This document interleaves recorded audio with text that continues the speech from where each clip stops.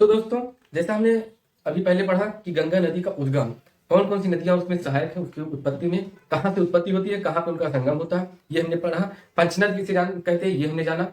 और गंगा जो मूल रूप से हमारे उत्तर प्रदेश में जब प्रवेश करने वाली थी, हमने टॉपिक को वहीं पे छोड़ा था। अब हम शुरू करते हैं। उत्तर प्रदेश में गंगा, ये देखिए हमने प्रवेश करा दिया है। ये देखिए ऊपर उत्तराखंड है, यूके लिख देते हैं, यूके मीन्स उत्तराखंड, ऊपर उत्तराखंड है और ये गंगा नीचे उत्तर प्रदेश है। तो उत्तर प्रदेश में किस नदी किस जिले से प्रवेश करती है? क्वेश्चन ये बनता है कि गंगा नदी उत्तर प्रदेश के किस जिले से प्रवेश करती है, तो वो है बिजनौर। तो हमने यहाँ पे देखिए ये बिजनौर बना दिया था। अब बिजनौर से ये करेंगे कि गंगा नदी इंटर की है और कहां से, किस जिले से ये उत्तर प्रदेश के बाहर जाती है, तो ये है बलिया। देखिए हमने ये बलिया बना दिया है। बलिया सबसे पूर्वी जिला है उत्तर प्रदेश का। और बिजनौर के बगल में सहारनपुर है, तो सहारनपुर सबसे उत्तरी जिला है उत्तर प्रदेश का। अब उत्तरी और पूर्वी की ओर न जाके हम सिर्फ नदियों पर फोकस करते हैं। जब ये गंगा निकलती है तो गंगा के ही पैरेलल इधर से नैनीताल में एक दुधा टोली पहाड़ी पड़ती है, वहां से गैरसैंण के पास से निकलती है एक नदी जिसका नाम है रामगंगा। रामगंगा, इस नदी की विशेषता यह है कि इस पर एक परियोजना है जिसको रामगंगा परियोजना या कालागढ़ बाधित पे कालागढ़ नामक स्थान पे बना हुआ है। दूसरी विशेषता यह है कि ये जो जिम कॉर्बेट नेशनल पार्क है उसके बीचों बीच से ये नदी निकलती है। तो ये कहां आके मिलती है? ये हमारे उत्तर प्रदेश में कन्नौज के निकट आके मिलती है, इससे गंगा से। इसके बाद निकलती है गोमती नदी। ये गोमती नदी है और ये कहां से? पीलीभीत जो है हमारा नेपाल बॉर्डर से सटा हुआ जिला उत्तर प्रदेश का, वहां पे एक झील है जिसका नाम है फुल्लर झील। फुल्लर झील, फुल्लर झील से गंगा नदी की उत्पत्ति होती है और ये गोमती नदी की उत्पत्ति होती है। ये गोमती नदी आके गंगा में कहा मिलती है? गाजीपुर में। इसके किनारे बसे हुए शहर कौन कौन से हैं? हमारी सबसे महत्वपूर्ण जो राजधानी लखनऊ की है, तो लखनऊ मतलब उत्तर प्रदेश की राजधानी जो है लखनऊ, इस पे बसा हुआ है। और जौनपुर, जौनपुर को सिराजे हिंद कहा जाता है। गाजीपुर में अफीम की फैक्ट्री है, तो ये गाजीपुर के निकट मिल जाती है किससे? गंगा से। अगली नदी देखते हैं। अगली नदी जो बाएं साइड से है गंगा के, ये दो नदियों से। जैसे यहाँ नेपाल है, नेपाल में एक मिलाम ग्लेशियर, मिलाम ग्लेशियर, इस ग्लेशियर से एक नदी निकलती है जिसको नेपाल में तो कर्णाली कहते हैं, कर्णाली कहते हैं, और इसी को राप्ती भी कहते हैं। और इधर ये मिलती है कहां से? एक नदी निकलती है शारदा नदी, शारदा नदी को भी इसको काली नदी कहते हैं। ये दोनों नदियां आके मिलती हैं कहां पर? चौका घाट। ये कहा? बाराबंकी, बीबी के मतलब बाराबंकी। चौका घाट में शारदा नदी किससे? ये घाघरा नदी है जो वहां से नेपाल से आ रही, घाघरा की उत्पत्ति नेपाल से आती है। घाघरा में शारदा, या इसको सरयू नदी भी कहते हैं, काली नदी भी इसको कहते हैं। तो ये आके मिल जाती है चौका घाट में, जिससे घाघरा से।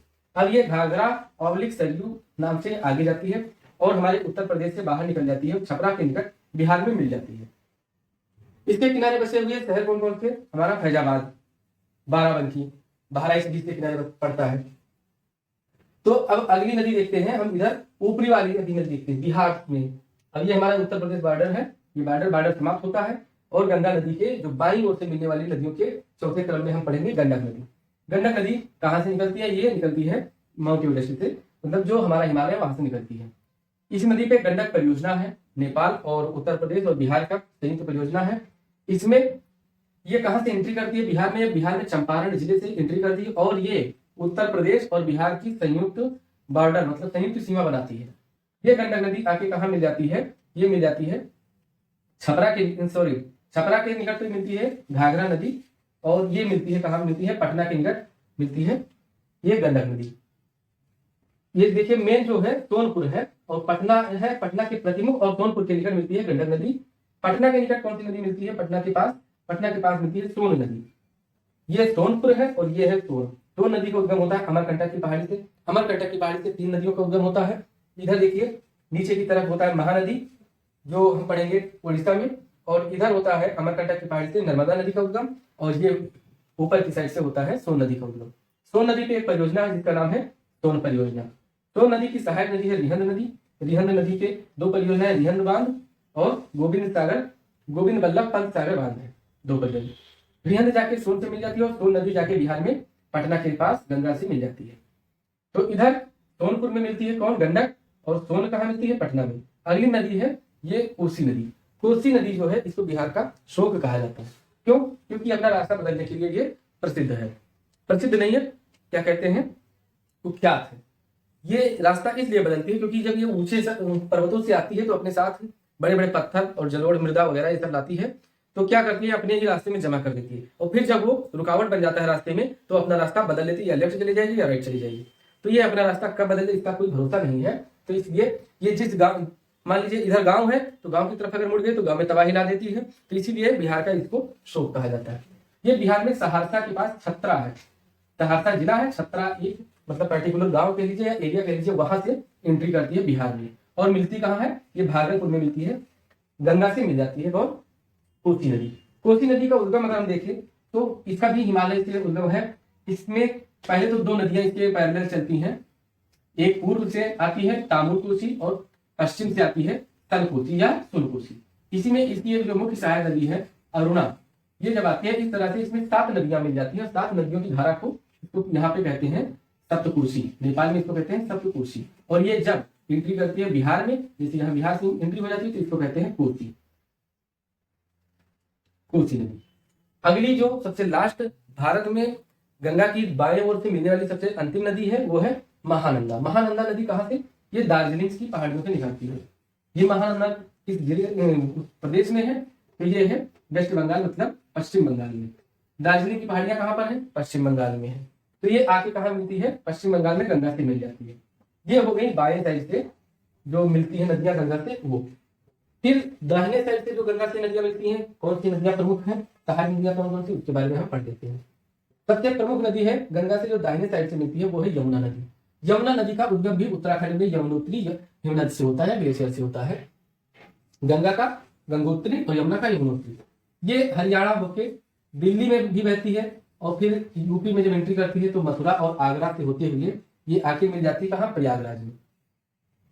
यमुना नदी की सहायक नदी, इसकी सहायक नदियां जो हैं तो देख लीजिए, चंबल है सहायक नदी, चंबल की सहायक नदी बनास नदी और काली सिंध नदी। ये सब कहाँ, मालवा के पठार वाले साइड से निकलती है नदियां, और राजस्थान होते हुए चंबल में मिल जाती है। चंबल जब राजस्थान में रहती है तो कोटा के शहर इस पे, कोटा शहर के समीप इस पे एक जलप्रपात बनता है, क्योंकि चंबल नदी बहुत तीक्ष्ण मोड़ लेके चलती है और गाज का निर्माण करती है या बीहड़ों का निर्माण करती है, बड़े बड़े खड्डों का निर्माण करती है, जिसे बीहड़ कहते हैं। तो बीहड़ के डकैत या बीहड़ की डकैती मतलब डाकुनी, ये नाम आपने सुना होगा। चंबल के लुटेरे उसी में छिपे रहते थे। तो बड़े बड़े बीहड़ों का निर्माण करती है चंबल नदी। तो हम बता रहे थे कोटा शहर के निकट इसमें चुलिया जलप्रपात है। इसमें पूछ लिया जाता है कौन कौन से जलप्रपात है, इस पे 2 जलप्रपात है, चुलिया और चचाई। चचाई और चुलिया, चच्चा न जानना, चचाई और चुलिया जलप्रपात इसमें है चंबल पे। चंबल काली सिंध और बनास नदी से मिलते हुए ये इटावा के पास में किससे, यमुना से मिल जाती है। फिर यमुना की अगली सहायक नदी है सिंध नदी। ये सिंधु नहीं है, ये सिंध नदी है। ये भी अमरकंटक, ये जो विंध्याचल श्रेणी है उसी से निकलती है ये नदी, और आके मिल जाती है किसमें, यमुना में। फिर उसके बाद बेतवा नदी, बेतवा नदी भी आके मिल जाती है इसमें, यमुना में। बेतवा नदी क्यों इंपॉर्टेंट है, इसमें 3 डैम बने, माता टीला बांध, परीक्षा बांध और राजघाट बांध। 3 बांध है। ये देखिए माता टीला बांध, इसको यम से हम इंडिकेट करेंगे, फिर राजघाट बांध और ये परीक्षा बांध। एमआरपी, एमआरपी नोट कर लीजिए, बेतवा का एमआरपी। फिर देखिए यमुना से मिलती है अगली नदी केन नदी। केन और बेतवा लिंक परियोजना भी चल रही है, उसको हमने ये देखिए डैश डैश से। ये परियोजना लिंक परियोजना नदी ग्रोथ परियोजना के तहत चलाई गई। क्यों चलाई जाती है, क्योंकि जिस एरिया में जल नहीं जा पाता या पानी, नदियों का पानी नहीं जा पाता, उसको खुदाई करके एक दूसरे नदी का जल उसमें इंटरचेंज करते हैं, मतलब यहाँ से प्रवाहित होती है, इसका धारा इसमें आती है और इसकी इसमें आती है, तो ये एरिया जो बीच वाला है इसकी सिंचाई और पेयजल उपलब्ध हो जाता है इसके लिए पर्याप्त। केन नदी भी जाके मिल जाती है किससे, यमुना से। और यमुना किससे मिलती है, एटलीस्ट प्रयागराज से। प्रश्न इस तरह से पूछा जाता है कि प्रमुख जलप्रपात चुलिया जलप्रपात किस नदी पे स्थित है, तो वो है चंबल नदी पे। प्रमुख जलप्रपात कह लीजिए जो चचाई जलप्रपात है वो किस नदी पर है, तो वो भी चंबल नदी पे है। पूछ लिया जाता है कि माता टीला बांध किस नदी पे, उत्तर प्रदेश की किस नदी पे स्थित है, तो वो है बेतवा नदी पे। राजघाट बांध पूछ लिया जाता है और परीक्षा बांध पूछ लिया जाता है। ऐसे भी क्वेश्चन पूछ लिए जाते हैं कि निम्नलिखित में से कौन कौन से बांध बेतवा नदी पर उपलब्ध है, मतलब अवस्थित है। दूसरा क्वेश्चन ये पूछ लिया जाता है केन और बेतवा नदी में किन 2 नदियों को जोड़ा गया है या किस परियोजना के तहत जोड़ा गया है। अगला क्वेश्चन ये पूछ लेते हैं कि यमुना नदी मतलब कहाँ पर संगम करती है गंगा नदी से। तो ये तो जानते हैं गंगा यमुना सरस्वती, ये प्रयागराज में, जिसका पहले हम कहते थे इलाहाबाद और उससे पहले प्रयागराज ही कहते थे, तो अब इसका नाम बन गया है प्रयागराज। प्रयागराज में संगम करती है। अब प्रश्न एक ये भी पूछ लिया जाता है कि निम्नलिखित में से कौन सी गंगा की सहायक नदी नहीं है। ध्यान देने वाली बात यह है कि जो नदी डायरेक्ट गंगा से मिलती है वो गंगा की सहायक है, जो इनडायरेक्ट मतलब गंगा से मिलती है जैसे यमुना, पहले वो यमुना से मिली फिर जाके वो गंगा से मिली तो वो सहायक नहीं मानी जाती, तब वो यमुना की सहायक मानी जाती है। और कौन सी गंगा की सहायक नदी है उनमें ऑप्शन दे देते हैं, केन, सोन, गंडक और या कोसी, इन 4 नदियों में। इतना इधर कंफ्यूजन होता है कि जान नहीं पाते हैं कि केन हमें यहाँ जोड़ना चाहिए या यहाँ जोड़ना चाहिए, गलत हो जाता है, जबकि उसका सही ऑप्शन है केन। ये सोन नदी हमने बताया अमरकंटक पहाड़ी से कहाँ मिलती है, पटना में मिल जाती है। गंगा के किनारे बसे हुए प्रमुख शहरों के नाम कौन कौन से हैं। देखिए बिजनौर से तो यूपी करती ही है, कन्नौज मान लीजिए, कन्नौज है और कानपुर है, प्रयागराज है, बनारस है और बलिया से ये एग्जिट कर जाती है। फिर इसके बाद हाँ सबसे ज्यादा गंगा किस जिले में बहती है तो वो है बदायूं जिला, यहाँ पे वो बदायूं जिला है, बदायूं जिला में सबसे ज्यादा गंगा बहती है, बदायूं जिला। अब आपका भी थोड़ा मैं काम दे रहा हूँ कि आप ये पता करिएगा, गूगल से सर्च कीजिएगा या बुक से देखिएगा कि गंगा उत्तर प्रदेश के कितने जिलों से होकर बहती है, तो इसका आप कमेंट में कमेंट कीजिए, कमेंट बॉक्स में। इसके साथ ही साथ जहां तक हमने गंगा को पहुंचा दिया, अब ये कहाँ एंट्री कर गई, ये बांग्लादेश, बांग्लादेश में गंगा एंट्री कर गई, क्योंकि ये जब जाती है पश्चिम बंगाल में जाती है, यहाँ सोन मिल गई, गंडक महानंदा मिल गई, तो गंगा की ये देखिए एक धारा फूटती है, यहाँ से निकल जाती है नीचे की लिए। ये धारा कहाँ निकल जाती है, ये जाती है बंगाल की खाड़ी में गिर जाती है। इस धारा को कहते हैं हुगली। इसके बारे में अभी नहीं बताया है, मैं बता दूं, हुगली को विश्व का सबसे बड़ा विश्वासघाती नदी कहते हैं, सबसे बड़ी विश्वासघाती नदी कहते हैं। कौन सी, हुगली नदी। हुगली नदी के किनारे हमारा बता हुआ है कोलकाता। हुगली नदी की सहायक नदी कौन सी है, दामोदर नदी, और दामोदर की सहायक नदी है बराकर नदी। बराकर नदी पे कौन सा बांध है, मैथुन बांध, और दामोदर नदी पे कौन सा बांध है, दुर्गापुर बैराज बांध या परियोजना। दामोदर नदी कहाँ से निकलती है, छोटा नागपुर के पठार से निकलती है और किसमें मिलती है, ये मिल जाती है हुगली नदी। हुगली नदी को गंगा नदी की वितरिका कहते हैं। क्यों कहते हैं, क्योंकि जब कोई नदी आके किसी मुख्य नदी में मिलती है तो वो उसकी सहायक नदी बन जाती है। इसी तरह जब कोई नदी मुख्य नदी से निकलकर अपनी धारा अलग निकाल लेती है, अलग बहने लगती है, तो उसको उस नदी की वितरिका कहते हैं। जब ये 2 भागों में गंगा बढ़ जाती है, मतलब इसकी एक धारा निकल जाती है नीचे की ओर बंगाल की खाड़ी की ओर, तब इस गंगा का पुनः नाम यहाँ से हो जाता है भागीरथी।